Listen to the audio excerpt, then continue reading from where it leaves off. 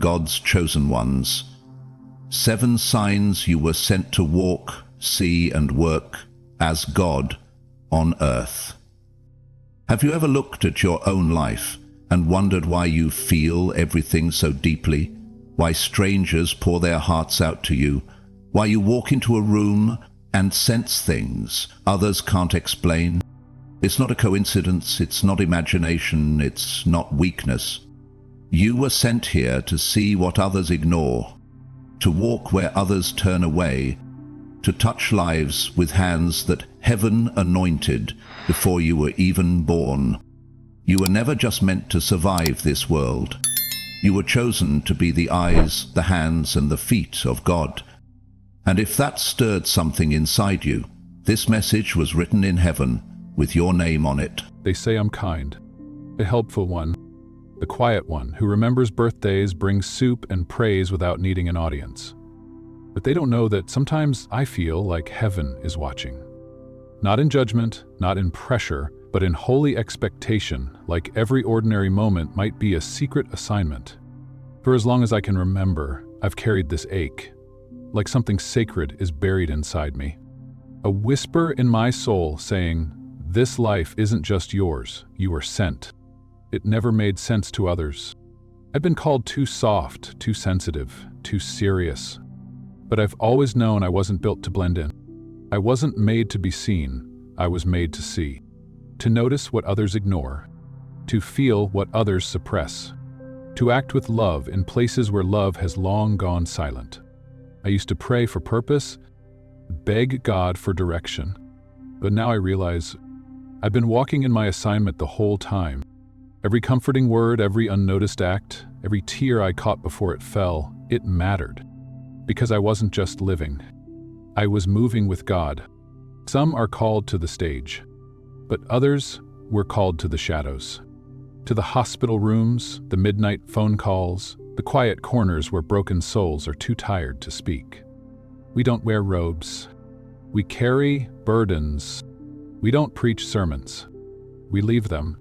And maybe, just maybe, that's exactly what it means to be the hands, the feet, and the eyes of God. Part 1, title, The Sight Beyond Sight.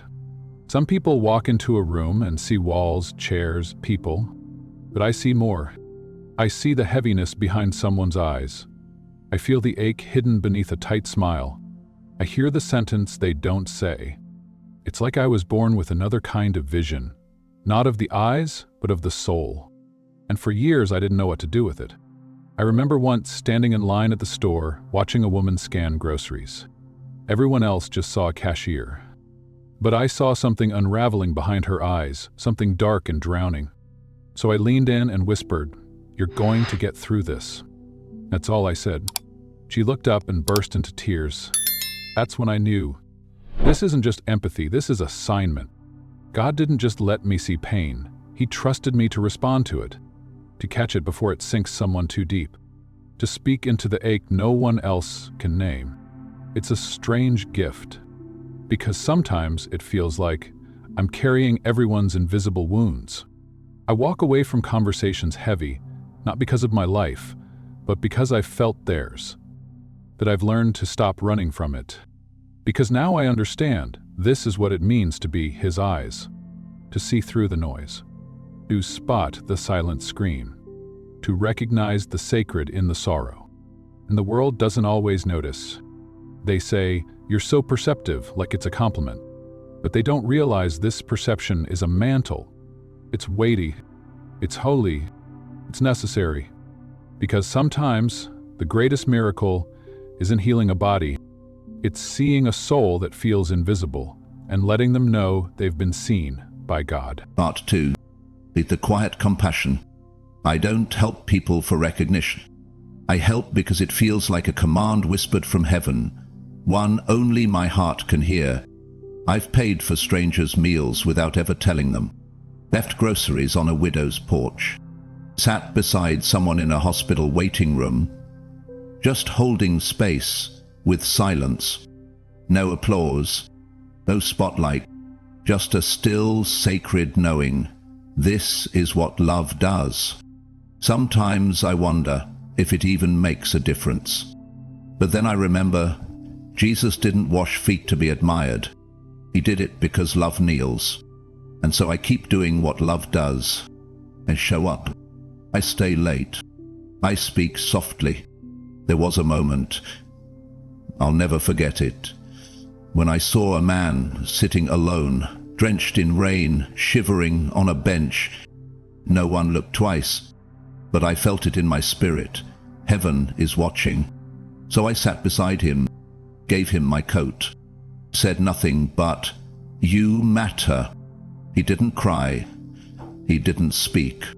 But as I walked away, I heard him whisper, "God didn't forget me." And that was enough. That was everything. Because this is what it means to be the hands of God. Not in grand gestures, but in small obediences.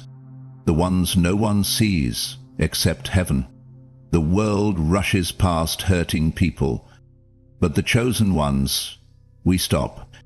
We notice. We serve. And we don't need credit. Because we know the King we serve sees everything. Then that one act of kindness, it may be the only sermon someone ever hears. Part 3. The Sacred Restraint.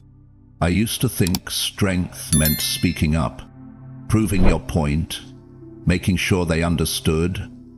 But then God taught me the deeper kind of strength. The one that stays silent even when you could tear someone down with truth. There was a time at work when rumors started. Little whispers, a sideways glance, eyes dressed in casual conversation. I wanted to defend myself. Everything in me wanted to rise up and say, "That's not who I am." But God said, "Let me speak for you." So I stayed quiet, not because I was weak, but because I was obedient. You know what happened? Nothing, at first. But weeks later, the same people who mocked me started coming to me privately, asking for prayer, confiding in me, telling me, "There's something different about you. You're unshakable." That's when I realized God was using my silence as a mirror. Because when you don't retaliate, people see their own reflection. And sometimes it convicts them more than your words ever could. This is sacred restraint. It's the ability to hold your peace when your flesh is begging to fight. It's not easy, especially when people lie on you, when your name is in mouths it never belonged in. The chosen ones aren't built for drama. We're built for dominion. And sometimes the most powerful thing you can do is nothing at all. It's when God defends you, it leaves no residue. I've learned this. I don't need to clap back. I don't need to prove anything. My stillness speaks. My restraint preaches. And heaven always keeps the receipts. Part 4. The obedience that costs. They offered me the platform, a moment to speak, to be seen, to finally be recognized for all the behind-the-scenes obedience. The invitation felt like validation, like the breakthrough I'd been waiting for. But deep in my spirit, I heard him whisper, "Not yet." It didn't make sense. Had the message, the testimony, the oil, and still God asked me to stay in the shadows. So I declined, graciously, quietly, without explanation. And as I sat in the back row of that sanctuary, hands folded, heart trembling, I asked him, "Why would you give me the gift and then hide it?" His response, "Because I want to see if you'll obey me, even when obedience costs you opportunity." That moment broke me and rebuilt me. Because I realized I wasn't obeying to be elevated. I was obeying because I'm his. Obedience isn't glamorous. Sometimes it means turning down what looks like favor because your spirit knows it's not from God or it's not time. And that kind of obedience, it costs something. It costs applause, platforms, approval. But what it gives is weight in the spirit. a kind of authority no title can give. That night, I prayed for the person who took the mic. I interceded behind the curtain, and I felt heaven closer than I ever had on a stage. Because obedience is worship, it's sacrifice. It's choosing what's right over what's rewarding. And if he asks me to stay hidden for the rest of my life, I will, as long as he's glorified. Part 5. The isolation that refined you. There were seasons where it felt like God erased me, not punished me, abandoned me, just tucked me away. Friends stopped calling. Doors didn't open. I would sit on the edge of my bed, staring at the silence, wondering what I did wrong. But now I know. I wasn't being punished. I was being protected, prepared, because what looked like isolation was actually consecration. God had to pull me away so I could hear him clearly. So I'd stop craving attention and start craving alignment. There's something sacred about solitude, the kind no crowd can substitute. It's in the silence where God begins to speak the loudest, where he shows you who you are without anyone else's opinion echoing in your ears. In that hidden place, I learned to love myself without applause, to worship without music, to trust without proof. I thought the loneliness would break me, but it became the birthplace of my anointing, because chosen ones are often shaped in silence. Moses had the desert, David had the field, Jesus had the wilderness, and I had my bedroom lit by a single lamp and covered in handwritten prayers. People called it loneliness, but heaven called it preparation. And when I emerged, I wasn't the same. I didn't need crowds. I didn't need confirmation. I had him. So if you're in that season now, the one where it feels like no one sees you, no one calls, and heaven is quiet, don't run from it. Receive it.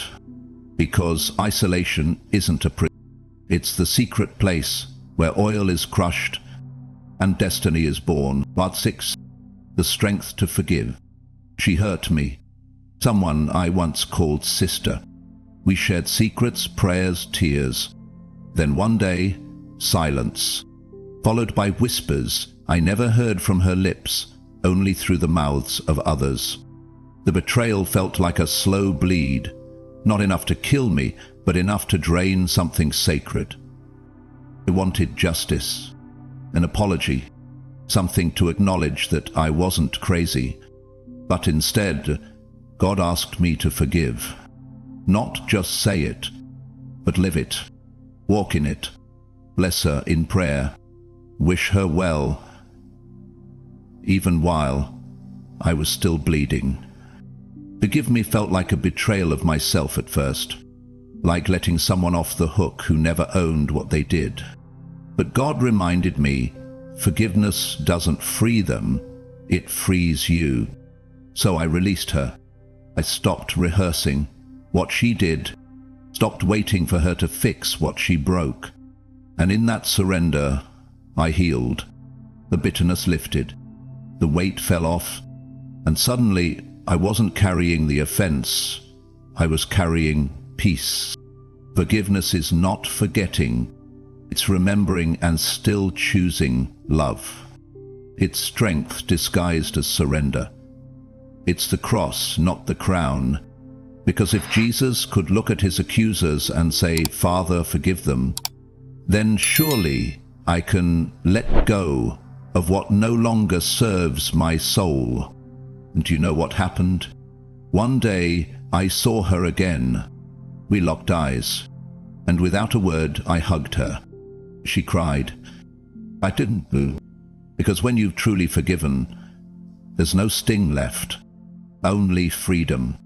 Chosen ones don't carry grudges, we carry grace. Part 7. The gifts that serve. I never asked for a gift. I just asked God to use me. But over time, I began to notice things. Words that came out of me that weren't rehearsed. Prayers that shifted atmospheres. A peace that entered rooms before I even spoke. It wasn't about talent. It wasn't performance. It was presence, his presence, flowing through me like a quiet river. There was a moment I'll never forget. A little girl in the hospital, pale, barely conscious. Her mother was exhausted, holding on by a thread. I wasn't a doctor. I wasn't clergy. I was just visiting someone else when I felt it. That nudge from heaven, go pray. I hesitated, then obeyed. I laid my hand gently on that child's blanket and whispered, "Peace. Come sit here." She opened her eyes for the first time that day and smiled. No one clapped. No one noticed. But I knew heaven did. That's when I understood. The gift is not about you. It's about who gets touched because of you. Whether it's healing, discernment, intercession, or just the ministry of presence. Your gift was never meant to be displayed. It was meant to serve. And when you use it in obedience, not for applause, not for validation, you become a vessel God can trust. So I stopped asking for stages, and I started asking for assignments. I stopped chasing titles and started chasing His voice, because real power isn't when people recognize your gift. It's when God moves through it to restore someone else. If you've been hiding your gift out of fear, if you've been waiting for perfect timing or permission, let this be your confirmation. He gave it to you for a reason. Use it, and to be known. But to make Him known, you've walked through fire and didn't burn. You stayed when it was easier to run. You've poured yourself out, even when no one noticed, even when your own cup was empty. But heaven noticed, and it wasn't in vain. You weren't just kind, you were assigned. You weren't just overlooked, you were hidden. You weren't just surviving, you were being shaped. Because you are not just someone with a big heart.